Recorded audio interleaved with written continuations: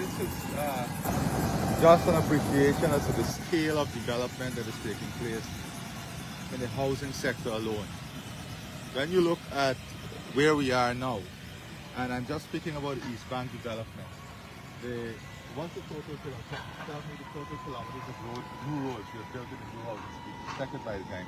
So where we are now is about 7 kilometers away from what is the East Bank Highway. What is known, well, it's just closer to 8 kilometers to the East Bank Highway. From the last street in Diamond to where we are here standing now is about just over 6 kilometers. So what we have here is more than 40 roads, 6 kilometers long, just coming in to open up all of these new lands. If you see where the towers are showing there, that is a new transmission line that is being built. And of course you can't see it because it's about more than 7 kilometers away. That is the East Bank Highway as we know it. Now, this whole development, we are here behind Diamond Grove area. That will be exactly where we're behind. Close to the conservancy, as you can see over there. That's the watershed area. This area is watershed, so no development can take place here. The safe boundary line to the conservancy, and then the savannas go beyond the conservancy. So this development, when you look at all the new investment on the East Bank alone, we're talking maybe investment approximately close to $80 billion or more than $80 billion. What we have been able to do with this investment, and this is just transformative by any scale. Any scale, you take a developed country, developing country, this scope of work within 4 years, when we had 2 years of COVID and we had all the other challenges, material logistics challenges, to achieve this is just remarkable.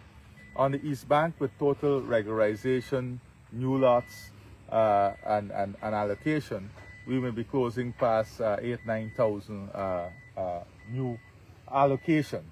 And this development alone is more than 7,000 new house lots that were created. So just imagine all the work, and we worked through some of the harshest conditions. You know, in the last 4 years, we had more than 4 major floods. And you can imagine the challenge of working here with these major floods, and of course the material and logistics issue. So all these roads here will be either loom finish or crushed stone finish, and of course the final infrastructure will go when the occupancy level kicks in. So let me ask Colin and Suzanne to speak a bit about the development here, and then we'll take a walk so that you can have an understanding as to the scope. When we speak about housing development, sometimes we lose appreciation of the scope and scale and effort that is going in what we're doing here. Mr. President, initially a lot of infrastructure work went towards drainage and irrigation, because when we took over here on the East Bank, and as rightly said, we're very close to the conservancy. So the land was pretty much swamp, and that is why we had longer period for persons to be able to access their house lot. And so we want to thank those persons for their patience. So we have, as the President has said, we have allocated about 7,000 house lots here on the East Bank of Demerara. We have reached to the conservancy, so that will tell you that we are saturated in terms of the allocation or availability. But on the East Bank is not only for residential development, we also have a heavy commercial, and in that we have about close to 500 acres of land that were developed for commercial purpose, and this is outside of for residential. And so a lot of work that you see now is to ensure that, one, the land preparation, and then secondly for the land, for the access road. And we have been able to start showing most of the persons on the East Bank of Demerara. In fact, as I speak, any allottee that is on the East Bank of Demerara can sign for their agreement of sale, as well for the processing of the title for ownership. And so we have come a long way on the East Bank. Yeah, just to reiterate what Minister Cole has said and the President has said, we are really pleased in the Ministry of Housing and water that we've gotten so much support from the president and from our government. And that's because this party, the People's Progressive Civic Party government, understands the importance of the housing sector and its ability to, or its potential to transform the lives of ordinary people. And it's very difficult to tell that story of what has happened in this sector alone over the past 4 years without people actually seeing it and being able to visualize it. And so I'm very happy to be joining President Ali this afternoon on this this exercise so that we can show the Guyanese people, show the public, show the world at large what is happening in our country as it relates to the housing sector and how transformative it is for the lives of the people who will benefit from these lands, but also how it transforms the landscape of our country. And so this development and the scale of it, I hope that people can really appreciate and really understand at scale how magnificent and how large it is. So I hope people can benefit from our visit here this afternoon. And again, I want to thank President Ali for his vision in the housing sector and for our government at large.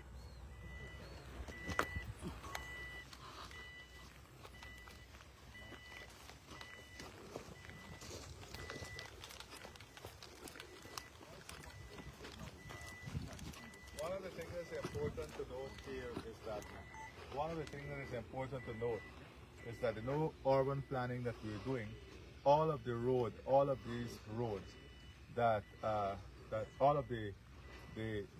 these roads go back to the East Coast and connect back to the East Coast. So you will have close to maybe 30, 40 roads that interconnect with the different highways that we're building back to the East Coast and East Bank. So this road, for example, will go all the way to the old East Bank Highway, but also connect to all the highways that we've been building. In the 4 years also, we have built more than 40 kilometers of new 4-lane highway from Ministry of Housing alone. More than 40 kilometers of new highway. So all of these roads that you're seeing here, they go and connect back to the existing housing scheme and also the East Bank Highway, and the roads that will go back along the Conservancy and coming all the way back to where the transmission lines and all of that will connect directly to the East Coast, East Bank, and also have interconnection going back to Georgetown. So the traffic plan and the efficient movement of the transport system and has been well accounted for and taken into consideration in the development and laying out of this new phase of infrastructure. So this is just to give an appreciation. This is to give an appreciation as to what. And when you look at the internal roads, when you look at the internal roads that we have invested in to create these new house lots, it's close to about 200 kilometers of new internal roads. When you look at the new roads and the roads that we had to upgrade to create this new development, all these new areas, we're talking between 170 to 200 kilometers of new internal roads. And then you have more than 40 kilometers of highway, 4-lane highway that was created. So this, as I said, is the scale of what is taking place, the scale of the development. I don't know if the camera crew can do justice, but if you look way up ahead, you will see a tower. And that tower is not even in the existing housing scheme. That tower there is one that was in what was termed then the backlands. So that tower is in the backlands, not even the existing scheme. So that is the scale of development that is taking place.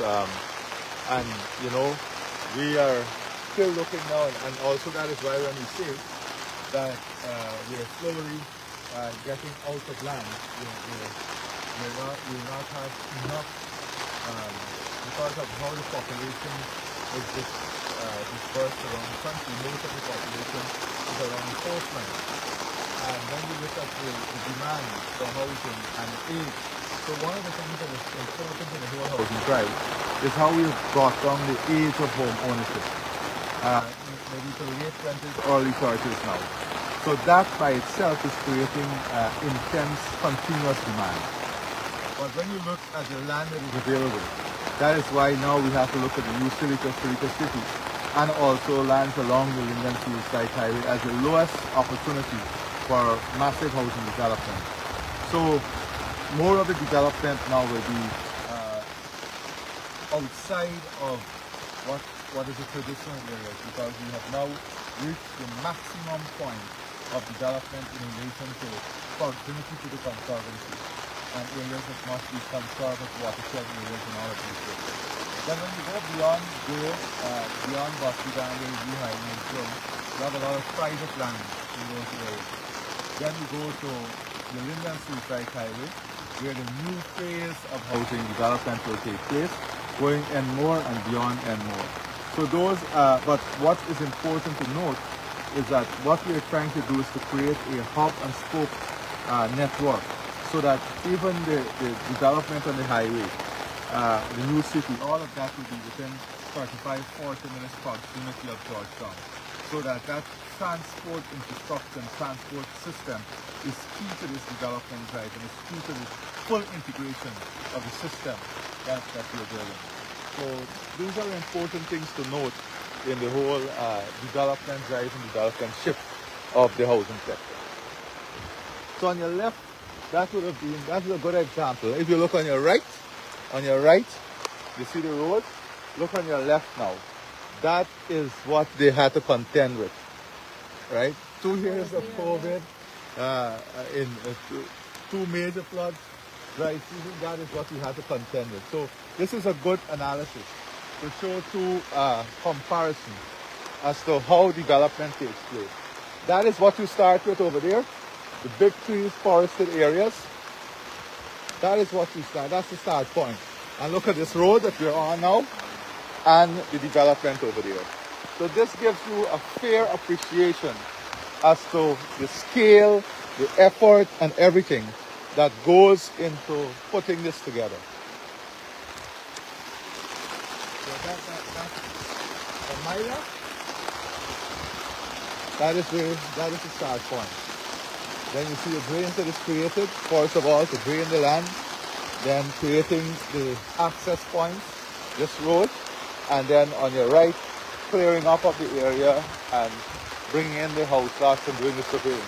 The surveying alone at this scale and to get it right is an enormous task. So this gives us a true appreciation as the development that is taking place. We saw from the air a lot of the new housing area, all houses built in the last 4 years. We saw the new road infrastructure, a lot of it. We saw the new Ogre Highway that is coming from the old East Coast Highway all the way into what used to be the old Ogre Airport Road. 4 lanes coming all the way to Eccles. There's a number of interconnecting lanes that goes back into Georgetown, connect to Eccles. There's a number of maybe 16 lanes that connect back into Diamond, and then that wraps around Diamond, and we go all the way to about 2 dams, to the manifold lanes, goes to the land of Guyana, and then the Linden Seaside Highway. This then will wrap around that to the International Airport, connecting the utilities, connecting all the development that will be pursued on the Linden Seaside Highway. So this is the development of the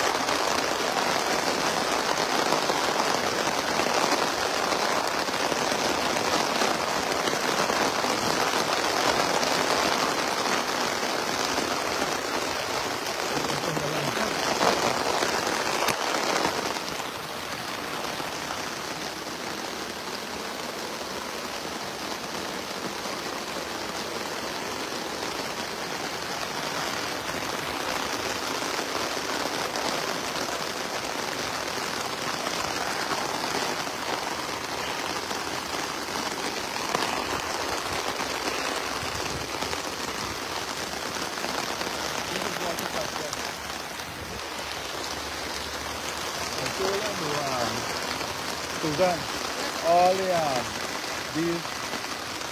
flowers, the mariconias and all the other flowers. I told them don't destroy, to dig it out and dig it out. They can plant it on the carpet. All around all the Union Road in the beautification program. You see they have all the different colors. We brought out a set of them already from the Ogle Highway.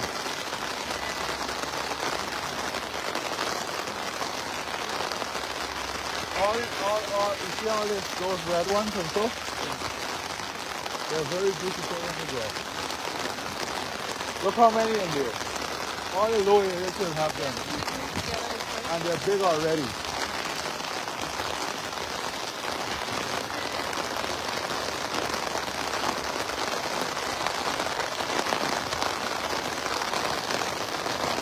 The plants are not even down.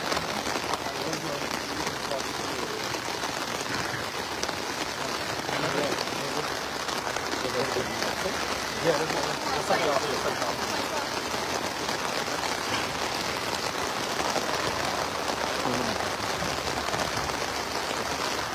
President, you gotta remind them what's gonna happen right at Disney. That are the Disney and Trump.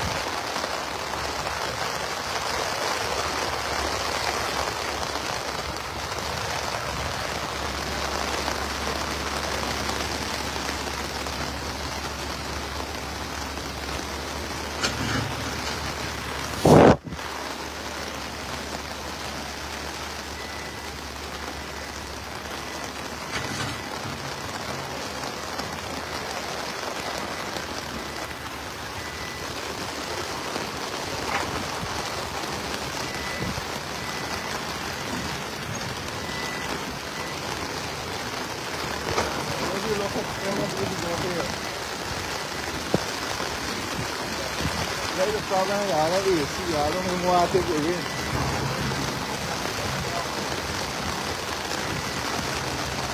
There's somebody who got a lot of color. Huh? Hold on. One second. So you see here.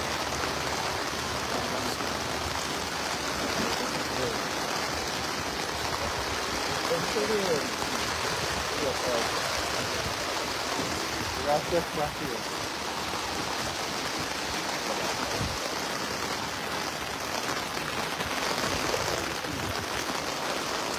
Let us keep all the big trees. Don't stay around here, let us keep all the big trees. Don't stay there. Okay. Once it's on the reserve, keep on.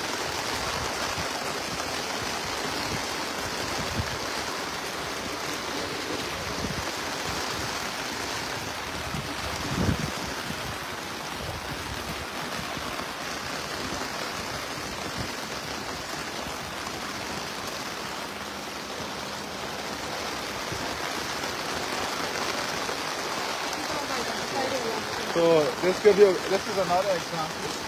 So these are lots already identified. That's a funny name. One. But these are all the people identifying the lot. Apparently somebody started building already. What you notice over there? People are fencing their lots already. Building, putting in their fence line.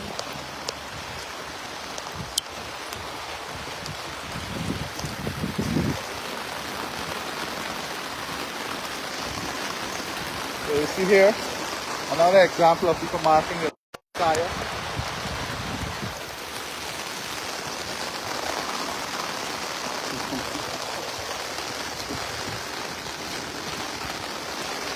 Somebody clean their lap. GB. Preparation for your fencing and building. As you can see, another example of the phases of development. This one is a cut run surface that will be in all of the roads to the end of it. So this will take us down to the next phase as the occupancy goes up.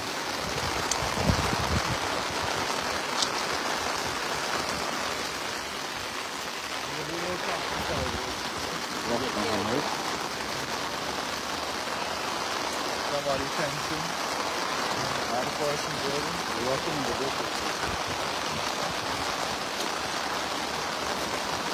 So this is an example of the scale of development that is still ahead of us. All these homes will be built. The demand for labor, demand for construction material, demand for carpenter, maintenance. So this also gives an appreciation of the scale of the task ahead. And what is required, tremendous effort. And this does not happen accidental. This happened by first carefully articulated idea that forms itself into a vision that forms itself into an actionable plan, and then you hear it all to ensure you actually do the hard work to action. That is what we have done. From day zero, coming back as a government, we started this. What in the 90s, 2 years of COVID, floods, transport, logistics problems, all of that. And yet we've been able to surpass and exceed even what we planned for. And it's because of continuous hard work. Doing it every day, every hour, every minute.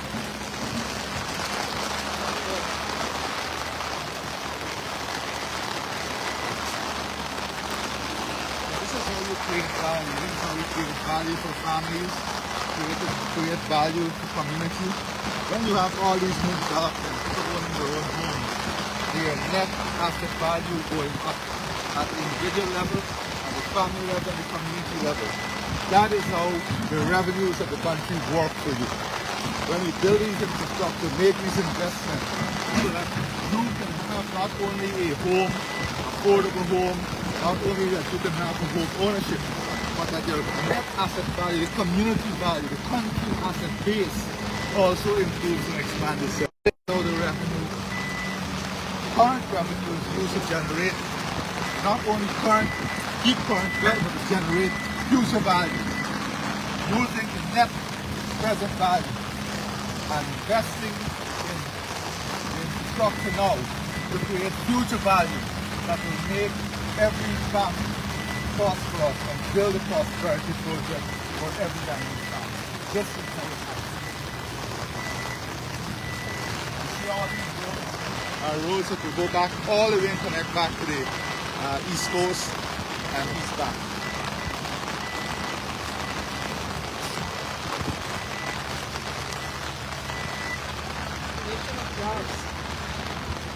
Thousands of jobs being created.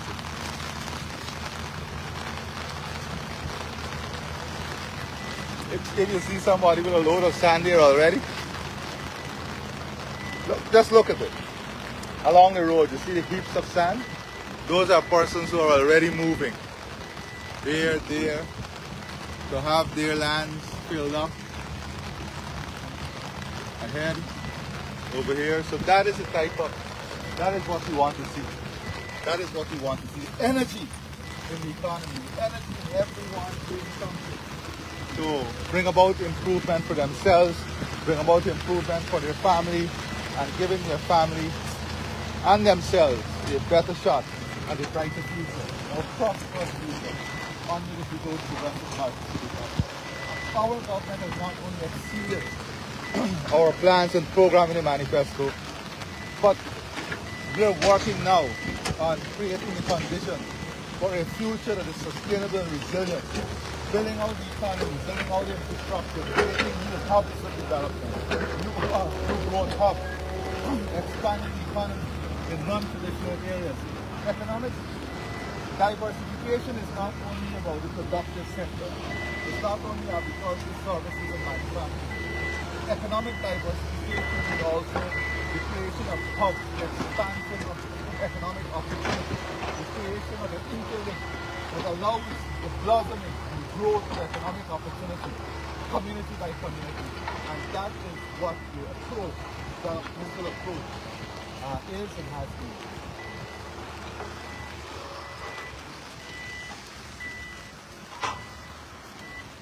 But Mr. President, talking about the labor force, at least about 5,000 persons now are able to continuously. So if one is to assume all of them start building immediately, we're talking about minimum at least 30,000 workforce that is required for construction right at the back here. And so that we don't even have that for supply, and so there's an opportunity for work, there's an opportunity for tradesmen, and this again will tell you how much of the impact from your vision, Mr. President, on the housing sector. Yeah, it's a cyclical effect of all the opportunities. It's not only about increase in salaries, it's not only about increase in pension, because we create grants for children, the support to vulnerable group persons living with disability. It's also these important investments that help to create and expand wealth and expand opportunity for the people of the country. For generations to come. Generational wealth, yes.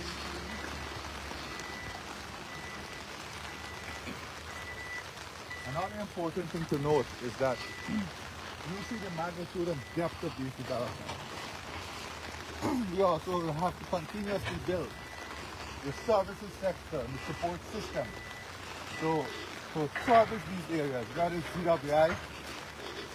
And in a lot of these areas we have already laid the pipeline for the GWI network. Yes. But now we have to build new treatment plants, new wells, new schools, new health centers, new primary, nursery, secondary school, not only primary or nursery school. All of these services have to be built up to support this magnitude and scale of development and investment. That is why the holistic planning and understanding the holistic approach to development and planning is key in this transformation that is taking place. But just to let your listeners be reminded, Mr. President, the work has already started in terms of the long-term plan for water. It's not just only wells. About that. What we're looking to do here is to mirror what is happening on the Hope Canal, and that is to tap into the conservancy and to be able to process into treated water. So the feasibility study is about to commence, and so that eventually will be able to, when come on stream, we'll supply the entire East Bank. But in the intermediary, we'll be drilling a number of wells. And what Minister is talking about is one of our greatest assets is our freshwater resources, the surface water, fresh water. And we have been dumping most of our fresh water, which is a very key and valuable asset. So now what we're doing at Hope is launching a new project where we'll treat the freshwater resource rather than dumping it, so that we can have potable water, treated water for consumption. So here we'll have one utilizing all the areas, all new Hope Canal that we'll build, Hope Light Canal in Region 6, in Region 5, in Region 3, all of these are new areas now.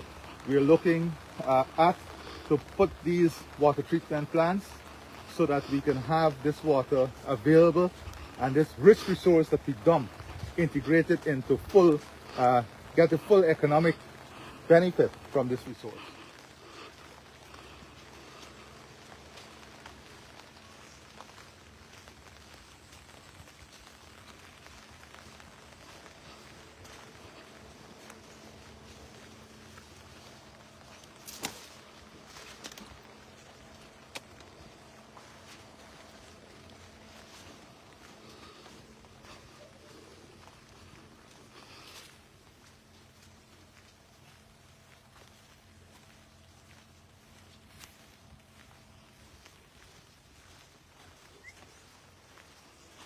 Horas.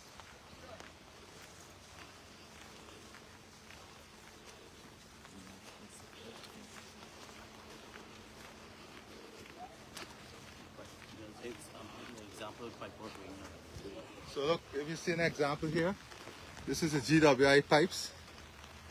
that are already being placed in.